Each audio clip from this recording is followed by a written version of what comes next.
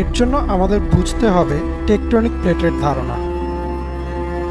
আমাদের ভূপৃষ্ঠ আসলে বেশ কিছু খণ্ডে বিভক্ত, যার মাঝে 7টি বড় ও 8টি ছোট খণ্ড রয়েছে। এই খণ্ডগুলোকেই বলা হয় টেকটনিক প্লেট। আর এই প্লেটগুলো এক ধরনের অর্ধতরল গলিত ম্যাগমার উপর ভাসমান থাকে, অর্থাৎ এই প্লেটগুলো সবসময় নড়ছে। প্রতি বছর প্রায় 10 সেন্টিমিটার পর্যন্ত এই প্লেটগুলো সরে যাচ্ছে, তবে এই নাড়াচাড়া আমরা বুঝি না।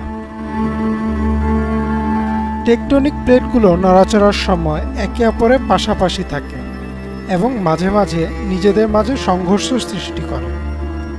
এই সংঘর্ষের ফলে উৎপন্ন হয় শক্তি, আর এই শক্তি সিজমিক ওয়েভ হিসেবে ভূপৃষ্ঠকে কাঁপিয়ে দিয়ে থাকে, আর তখনই আমরা ভূমিকম্প টের পাই।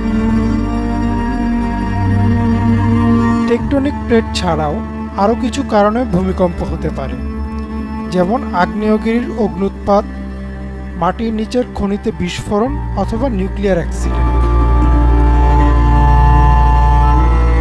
ভূমিকম্প সাধারণত কয়েক সেকেন্ড থেকে 2 থেকে 3 মিনিট পর্যন্ত স্থায়ী হতে পারে, তবে কিছু ক্ষেত্রে এর বেশিও হতে পারে। আর ভূমিকম্পের শক্তি পরিমাপ করা হয় রিক্টার স্কেলের মাধ্যমে। রিক্টার স্কেলে 1 থেকে 9.9 মাত্রা পর্যন্ত ভূমিকম্প পরিমাপ করা যায়, তবে পৃথিবীর ইতিহাসে এখন পর্যন্ত 9.5 মাত্রার বেশি ভূমিকম্প রেকর্ড হয়নি, যা 1960 সালের 22 মে আঘাত হেনেছিল চিলিতে।